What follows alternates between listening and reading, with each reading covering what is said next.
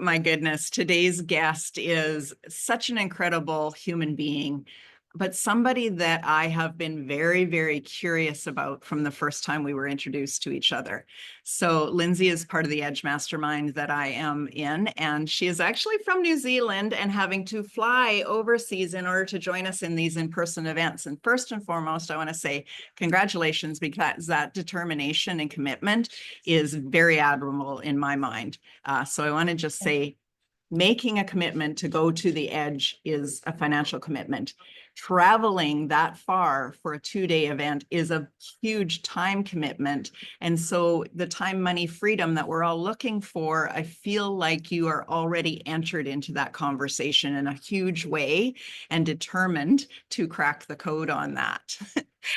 So before we get too far down the path of all of those things, I just really wanted to introduce you to Lindsey, who is from New Zealand, the land on the other side, a place that I have spent a couple of very pivotal points of my life in and have fond memories of, as well as she is a female entrepreneur and a leader that's really empowering others. And so we have so many similarities, and I can't wait to just dive into this conversation and learn even more of the similarities that we have.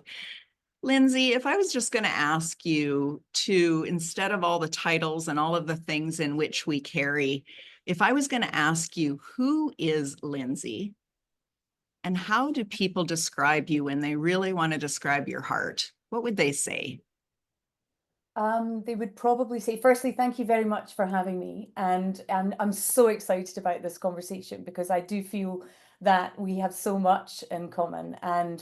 And you said recently that people's paths come together for a reason. And I actually really genuinely believe that ours have for that. When people describe me, I think they would describe my heart as an ocean. I have a really big heart. And that heart is extended to anyone I meet. And I think I'm heart-centered as an entrepreneur. So I often say to my clients, I'm not PwC. I'm not going to charge you for every second that you talk to me.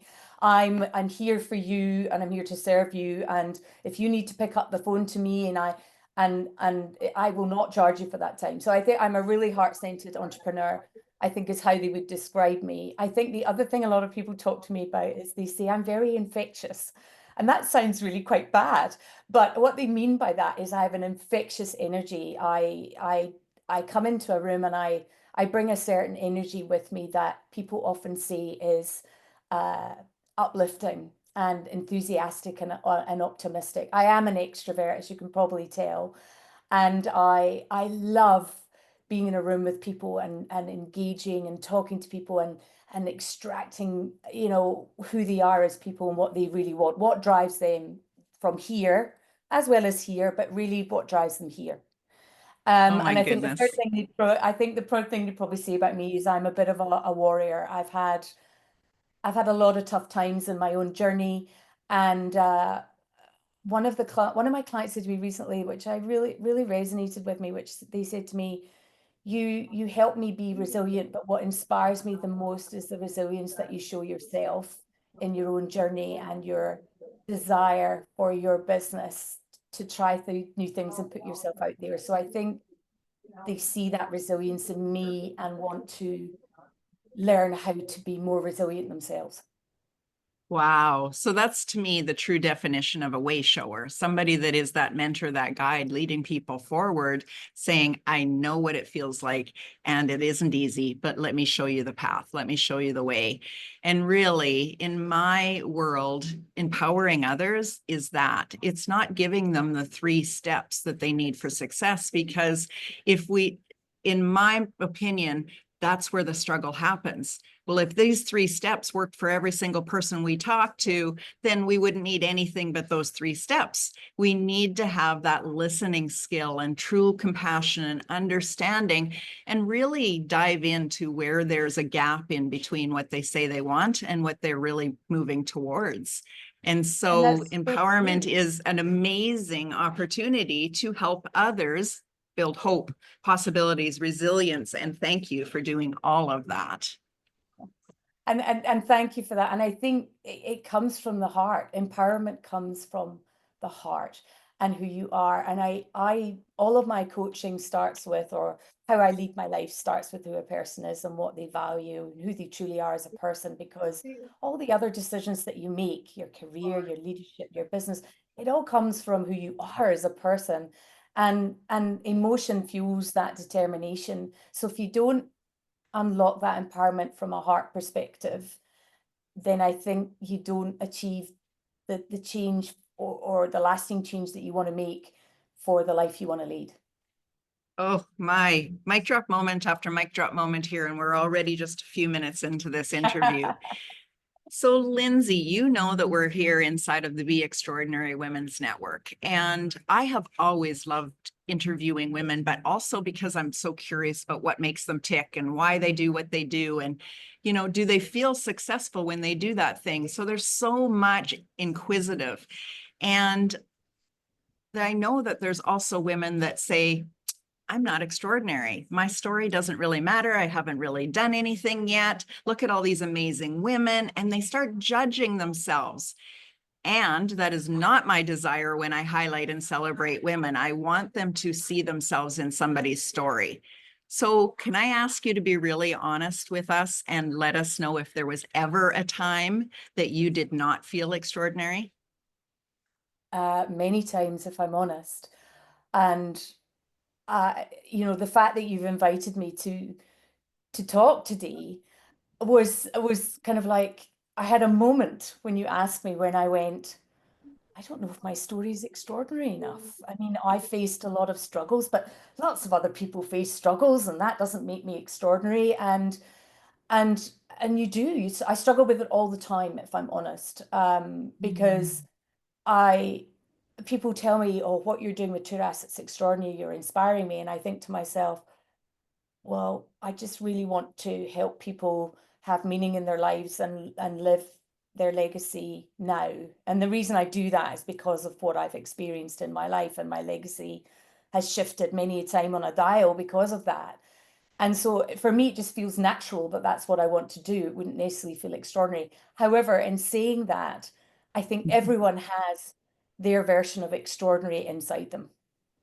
Hmm. And and I think to be able to unlock that for somebody is the most satisfying thing ever, to be able to do it with someone else and watch that happen in front of you, and know that you've played a wee part, although it comes from them and it's always about them finding that piece of extraordinary that they believe in. To know that you've played a wee part with your own curiosity, or how you've asked them to unlock it.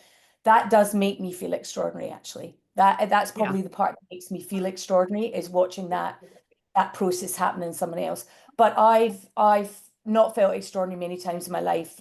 One particular time I can share with you is, my original career was as a change agent in marketing communications.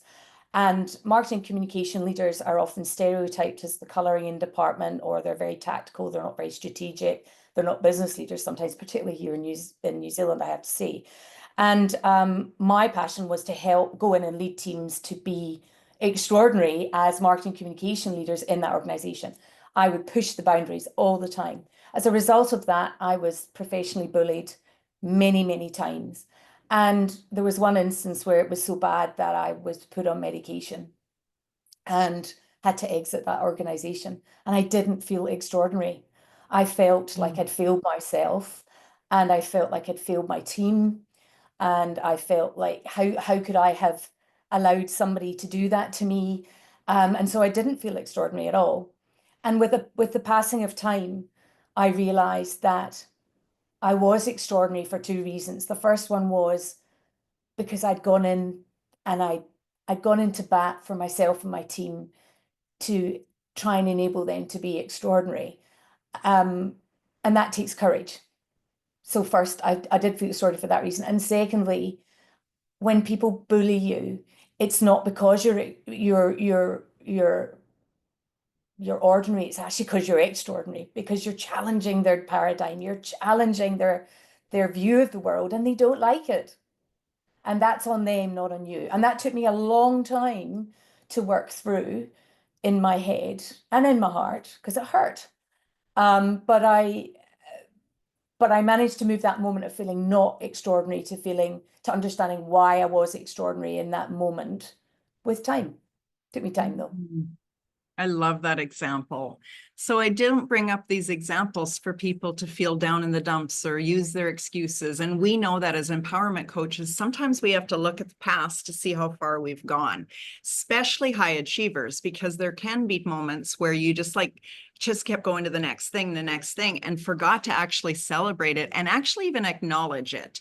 So I would love to take this opportunity right now for you to just talk about a little bit about what you do and why it matters so much to you, why you're so passionate about it. What I do is, so I formed Turas 2 years ago after I stepped off the corporate ladder, if you like. So I've referenced the fact I had a 26-year career as a change agent marketing comms. I'm an A-drive personality. I was going for the top. I was going for it. And then I suddenly got there and I thought, this is not really what I expected. And I totally resonate with your point about you don't take the time to enjoy your journey. You're so busy going for the next destination, the next thing. I'll be happy when I'm a GM. I'll be happy when I'm a chief executive. And I hadn't taken time. I just kept going and going. And I was burnt out and exhausted. And I realized that money had completely overtaken the meaning of my life. And so I stepped off and I formed Turas. Very scary decision. And I set it up because my why for Turas is all about Turas means journey in Scottish Gaelic. So it was kind of like a pointer to my heritage. I'm a Scot that lives in New Zealand who's had a hell of a journey. And I wanted people to unlock the joy of their journey and the legacy of that journey. I think when people think of the word legacy, they go, it's something I'm going to leave when I've passed on.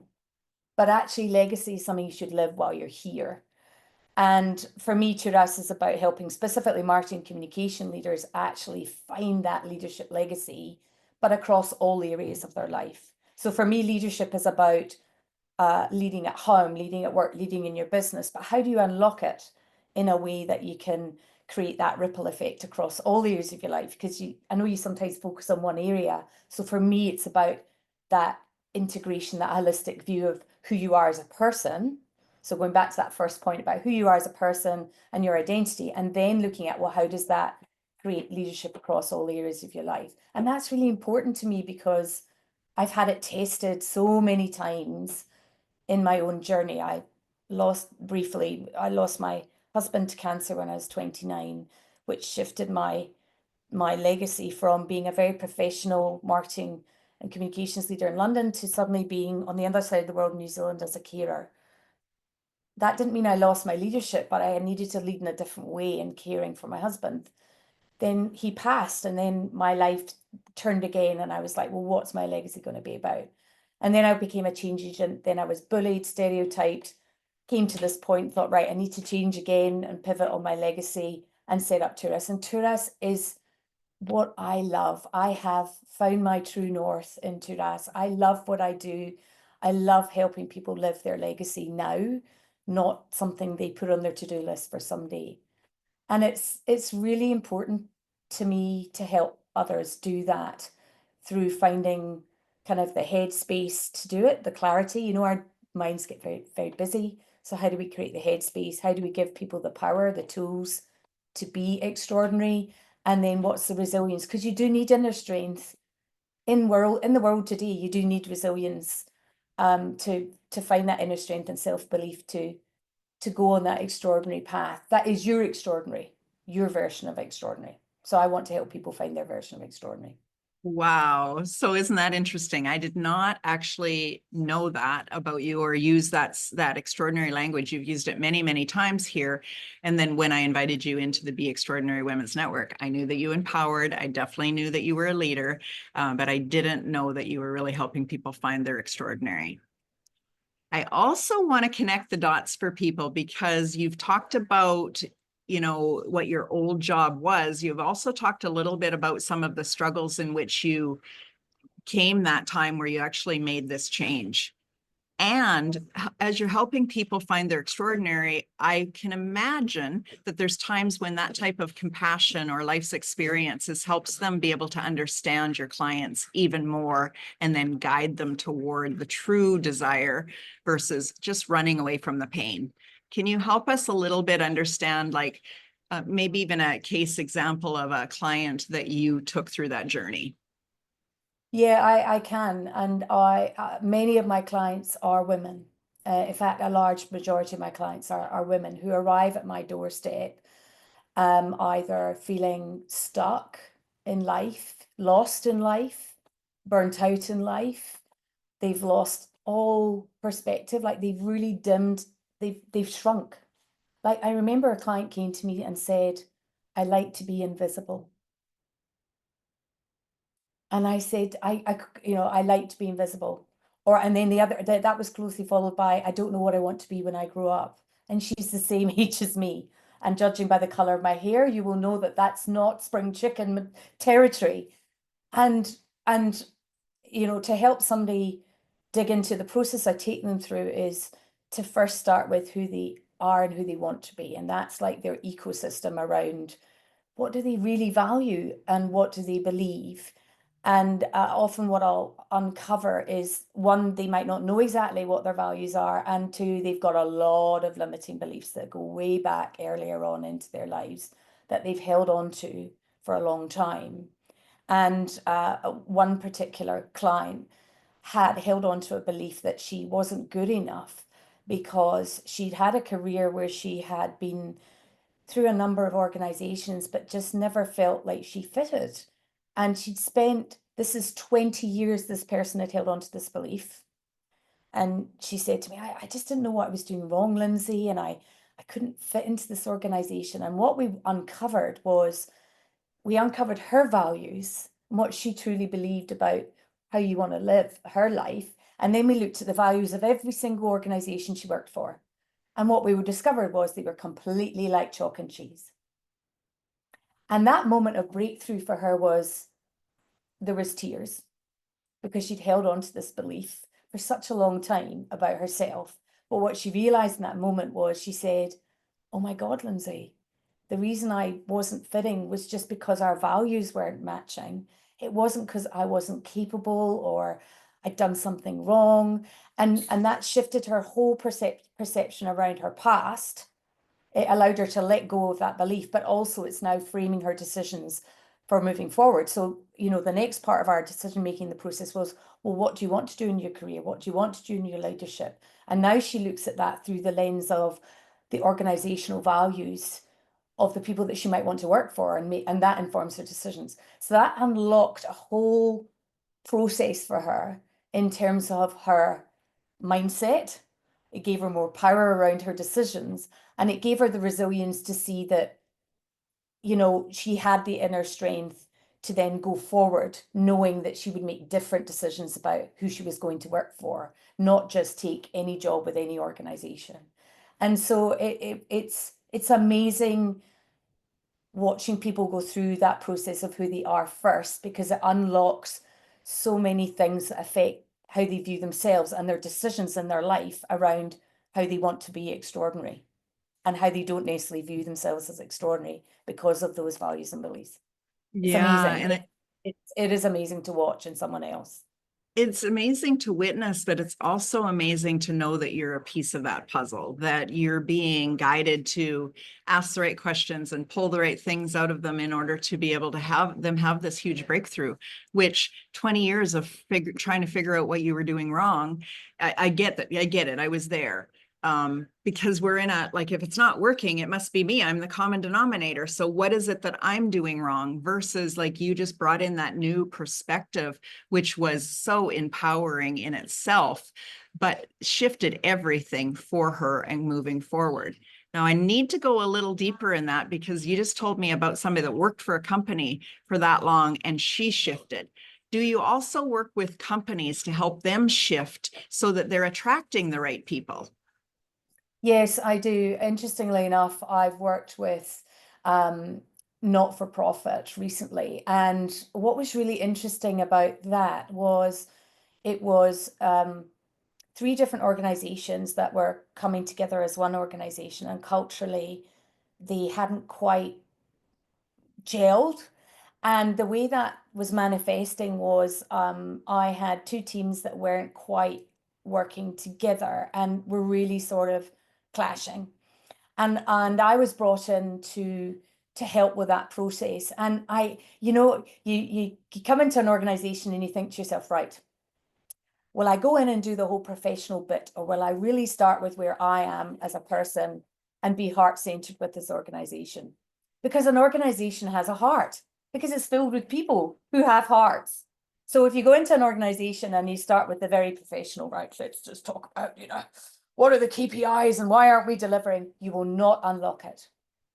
So my heart-centered approach applies to organizations. And so I got them all in a room, and we started with, what are your values as a team? How do you define success? And I used a great tool, which is the emotional culture deck. And it has cards which have values and feelings on them. And I got them to talk about, as a total team, I got them to select cards and then select the top 6 of what success looked like for them as a team. And that shifted the whole conversation, because they could see each other emotionally. They could see each other from a heart perspective first. And then the great thing was that they chose 6 that they all agreed on. And so it brings a commonality emotionally to that team before you even get into, right, what's our collaboration blueprint and what are our principles and what are we doing? It brings them all together as people. And it strips away all the perceptions of, what's their role and why are they doing that and why can't I be doing this part? It takes it all back to the basics, which is who are these people first, and what are their motivations, and how can you bring them all together to share as people first, and that strips it all back. And I found that to be the most successful technique with teams ever. Yeah. No, I totally get it. And I love that you're always saying it has to be here first, because logically we live like, people can say, well, it's all about a title and it's all about a bankroll and it's all about a success KPI measurement. And yes, if success means that to you, fine, go ahead and measure him that way.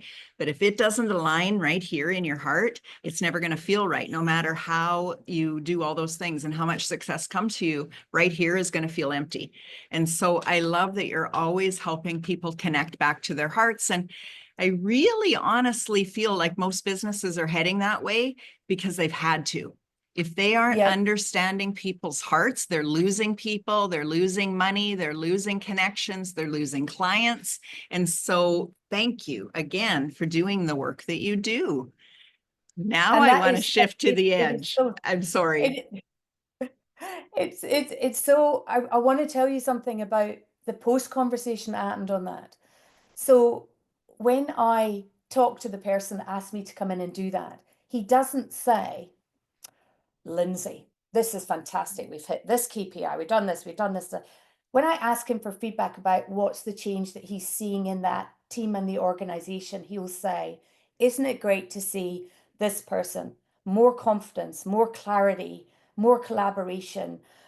This person, it's never about, well, she achieved the brand awareness metric that I set her. That's the logical part of the success. And it is important, but it's the emotional empowerment of the definition of success with the people first. And that's what will make people stay with an organization. Let's face it, if they're aligned with the values that the organization is displaying, there's an emotional connection. If they are aligning their values with the people they work with and they have a shared definition of success emotionally as well as logically, they will stay.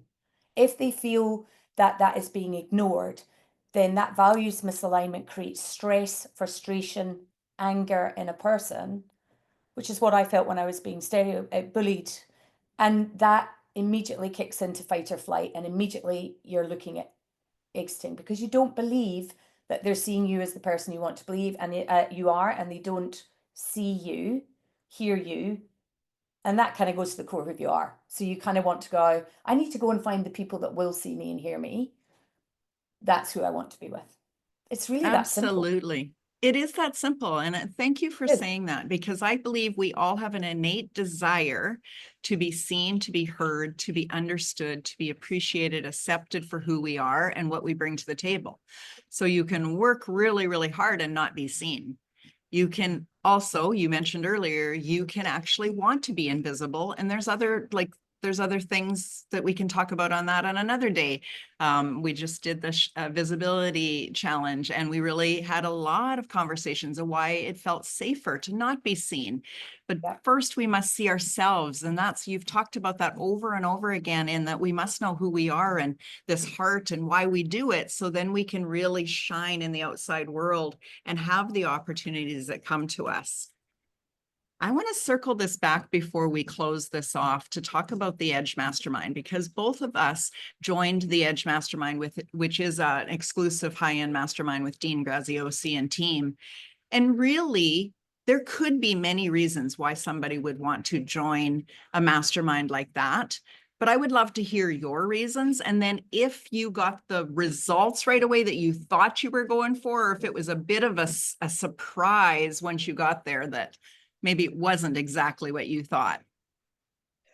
Yeah, no, and I think this is a great discussion because for me, I made a decision quite early to join Mastermind 20 months ago. Right. And the reason for that was to find my who. So going back to the previous point, if you don't feel your values are aligned with someone, you go off and find your who, don't you? And so I was very new into the coaching world. And I thought I need to find the people who've done it before and who share my values around what I want to achieve. And so I found Mastermind. And my journey through Mastermind has been, through the coaching academy, the business academy, being an affiliate, and then Launch Lab, and then joining the Edge. And all the way through, I think I joined originally because I thought logically, right, I want the map and the tools and how am I going to own this business and run it? Oh my God, right, I will join the mastermind. But actually, and that is there. So I just like to say that is absolutely there. But I think the other thing that it's really empowered me in is my mindset as an entrepreneur and my mindset as a person. And I went to the Edge recently, and I was really bummed you couldn't be there actually, Debbie. But I went to the Edge recently, and I was telling Debbie before this call, I went and I was like, how am I going to scale and do all these things for my business because I want to make the transition to more global impact. And but I actually left with the biggest outtake I had was from a mindset perspective. And on day two, we looked at work-life integration. And what it really challenged me on was stripping back that whole perception of a person at a table and how successful they are. I was sitting at tables with people who make 8 million, and I was going, oh my God, they make 8 million. Why am I here? And but they were crying with the rest of us about problems they were facing. We all had the same struggles as humans. So my biggest outtake in my mindset was behind all the success, we are all human.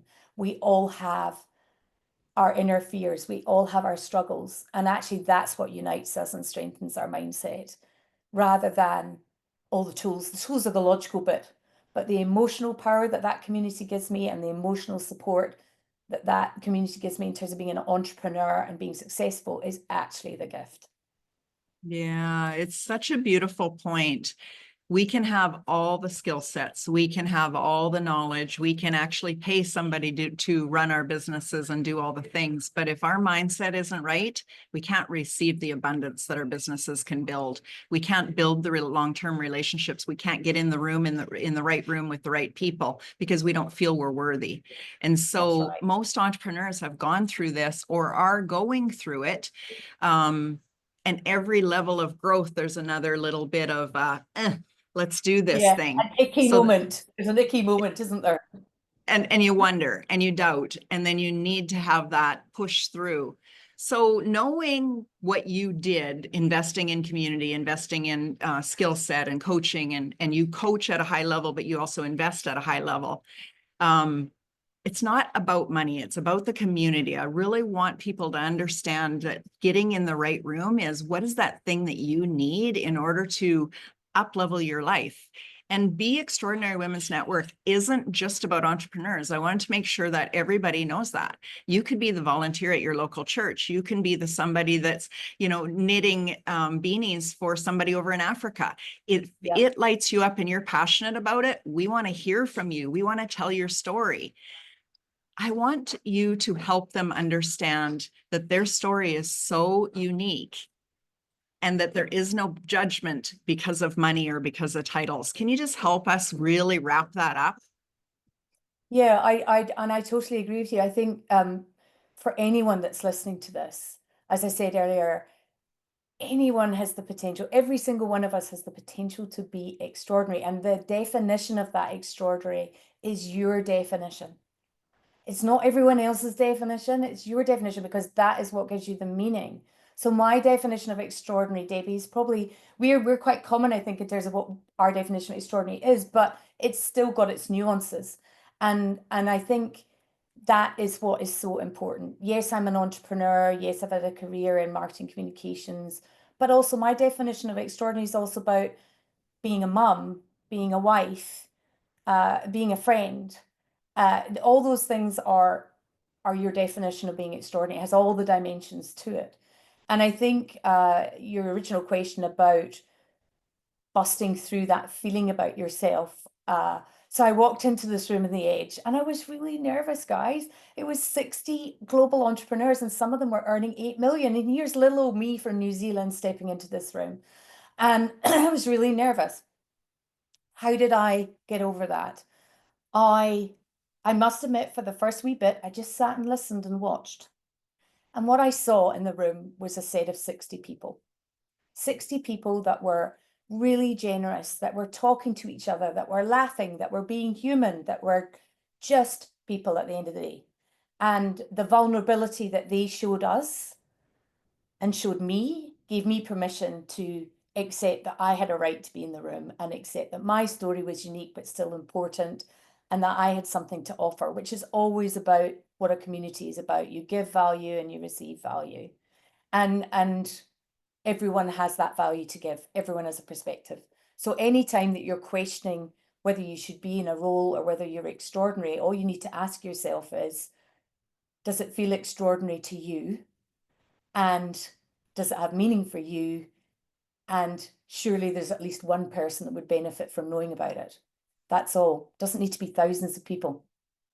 That's it. Oh my goodness. I love it. You really just nailed it down into simplicity, because we can really overcomplicate, number one, our goals, and number two, why we have these goals. And when you said that, you just need to be able to benefit one person.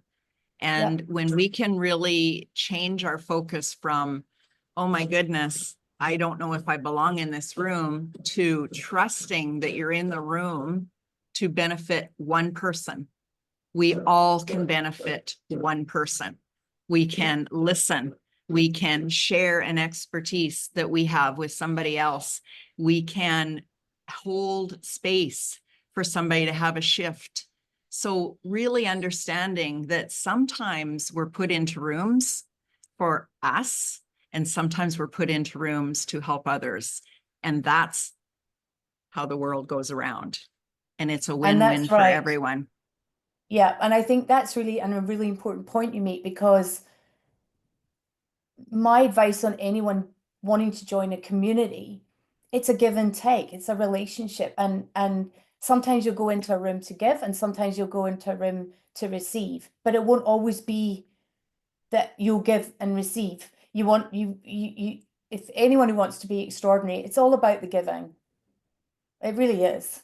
The receiving is fantastic, and I have to say that, having received permission from that room in the Edge to be vulnerable, I was saying today before, I stood up in front of 60 global entrepreneurs and I said, I'm going to commit in this room that I'm going to share more of my real story behind Turas, which I've done today around losing my husband and chronically injured for 8 years. And I've never really stepped out of my comfort zone to do that. And so they gave me that permission. They gave me that gift and I received it.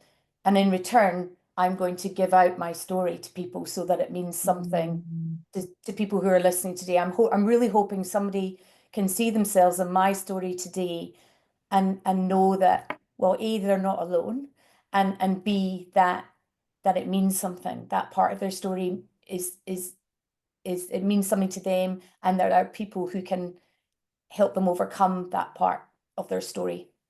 That's really what it's all about. It is. Thank you. That's so beautiful.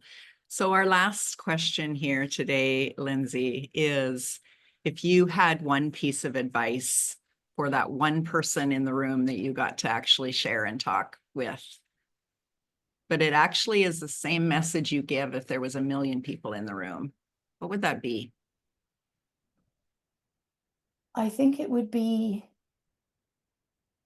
believe in yourself and your potential to be extraordinary.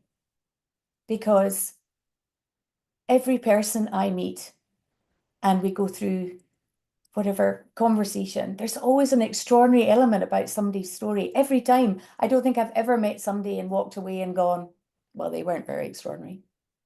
I've never met somebody who's not, do you know what I mean? I think do. everyone has a kernel of extraordinary. And I want to say, believe in it or see it. Sometimes people don't see it. And take a step back from yourself and look at yourself through somebody else's eyes, and you will see that level of extraordinary. It doesn't have to be, I earn billions, I earn lots, it's your version of extraordinary. Find it, believe in it, own it, and go for it. That's what I would say. Goodness. You heard it right here on the Be Extraordinary Women's Network. Please, if somebody needs to hear this, invite them in. This is a women's only group, but the best part of that is we're creating a safe space for women to tell their stories. And then when we have permission to share that story on our YouTube channel, we move it over there so that the men in our lives can also witness our extraordinary moments. So if you have somebody that you know has an extraordinary story, I want to meet them. If you know someone that needs to hear an extraordinary story, please invite them into our community. We are here creating a ripple effect of hope, of resilience, of possibilities, and of collective consciousness where we're really up-leveling all of our lives. I really, truly believe that. My life is richer today because you came in here, Lindsey, and blessed me with your energy. And I know that we're blessing others in the same way when they watch this recording. And thank you so much for having me and for enabling me to talk to you a bit more about my story and go a bit deeper on what I'm all about. And I just like to say that I love what you're doing, Debbie, and I think it's amazing. I am a great champion of helping people to be extraordinary, helping women to be extraordinary, and the ripple effect. The ripple effect is absolutely a real thing. And I'm already thinking about who else can I get into this network? Who else's story do I want to share? And that's the way we empower each other. And so my sincere thanks to you for allowing me to be a guest, and my sincere thanks to anyone who's listening to this. I really hope that you've seen yourself in a part of what I've shared, and it's given you something, a gift that you can use and take forward in your own journey to be extraordinary. So thank you very much. So good.